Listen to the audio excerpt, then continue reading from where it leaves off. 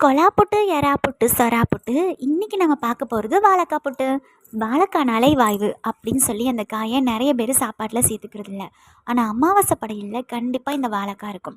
காரணம், நம்ம குடும்பம் வாழையடி வாழையாக தழைச்சி வாழணும் அப்படின்னா இந்த படையலில் வைக்காங்க. அது மட்டும் இல்லை, வாழைக்காயில் அவ்வளோ சத்து இருக்குது, உடம்புக்கு அவ்வளோ நல்லது. வாழைக்காவை இந்த மாதிரி வேக வச்சு அதில் இருக்கிற தண்ணி எடுத்துட்டிங்க அப்படின்னா அதில் இருக்க வாய்வு போயிடும். இந்த காய் மட்டும் இல்லை, வாய்வுன்னு சொல்கிற எந்த காயுமே நம்ம வேக வச்சு தண்ணி எடுத்துட்டோம் அப்படின்னா அதில் இருக்கிற தேவையில்லாத வாய்வெல்லாம் நமக்கு தண்ணியில் போயிடும். ஸோ வாழைக்காவை அந்த மாதிரி துருவி எடுத்துக்கிட்டு கடாயில் கொஞ்சமாக எண்ணெயை விட்டுட்டு கடுகு, சீரகம், கடலைப்பருப்பு, சின்ன வெங்காயம், பச்சை மிளகாய், தேவையான உப்பு சேர்த்துட்டு நம்ம நல்லா துருவி வச்சுருக்கோம்ல வாழைக்காய், அதையும் போட்டுட்டு தேவையான அளவு மஞ்சத்தூள் சேர்த்து ஒரு 2 நிமிஷம் கிளறினா போதும். அதுக்கப்புறம் நல்ல கை நிறைய தேங்காய் தாராளமாக போடுங்க, அப்போ தான் புட்டு சூப்பராக இருக்கும். தேங்காய் நிறைய சேர்த்துட்டு ஃபைனலாக கொஞ்சம் கருவேப்பிலை, காயப்பொடி போட்டு கிளறி இறக்குனா ஒரு சூப்பரான வாழைக்காய் புட்டு ரெடி.